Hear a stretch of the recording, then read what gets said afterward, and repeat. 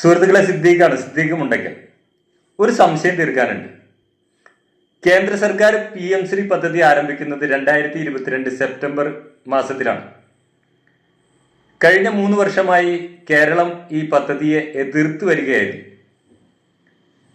അതിന്റെ പ്രധാന കാരണമായി പറയുന്നത് വിദ്യാഭ്യാസത്തെ കാവ്യവൽക്കരിക്കുന്നു എന്നുള്ളതാണ്. അത് വസ്തുതയുമാണ്.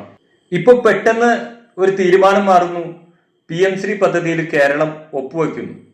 ഇപ്പോൾ സഖാക്കൾ അതിന് ന്യായീകരണം പറയുന്നത് 1500 കോടി രൂപയോളം ലഭിക്കുമെന്നാണ്.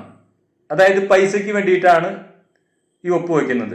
പൈസയ്ക്ക് വേണ്ടിയിട്ടായിരുന്നുവെങ്കിൽ കഴിഞ്ഞ 3 വർഷത്തെ പൈസ നഷ്ടപ്പെടുത്തി നിങ്ങൾ. നേരത്തെ ആകാമായിരുന്നല്ലോ. ഇത് വലിയ പ്രശ്നമില്ലാത്ത സംഗതിയാണെന്നൊക്കെ ഇപ്പോൾ സഖാക്കൾ പറയുന്നു. അങ്ങനെയെങ്കിലും 3 കൊല്ലത്തെ പൈസ നഷ്ടപ്പെടുത്തേണ്ടിയിരുന്നില്ല. മറ്റൊരു കാര്യമുള്ളത്, നമ്മുടെ മുഖ്യമന്ത്രി പ്രധാനമന്ത്രിയുമായി കൂടിക്കാഴ്ച നടത്തിയത് ഈ മാസം 10-ാം തീയതിയാണ്. 16-ാം തീയതി PM-ശ്രീ ഒപ്പുവെക്കുന്നു. 6 ദിവസം. കൂടുതൽ വാർത്തകൾ വരുന്നത് 16-ാം തീയതി ഒപ്പുവെച്ചു എന്നുള്ളതാണ്. അങ്ങനെയെങ്കിൽ 6 ദിവസം, മുഖ്യമന്ത്രി പ്രധാനമന്ത്രി കൂടിക്കാഴ്ച കഴിഞ്ഞ് 6 ദിവസത്തിനുള്ളിൽ PM-ശ്രീ പദ്ധതി ഒപ്പുവെക്കുന്നു. എന്തെങ്കിലും സംശയം തോന്നുന്നുണ്ടോ?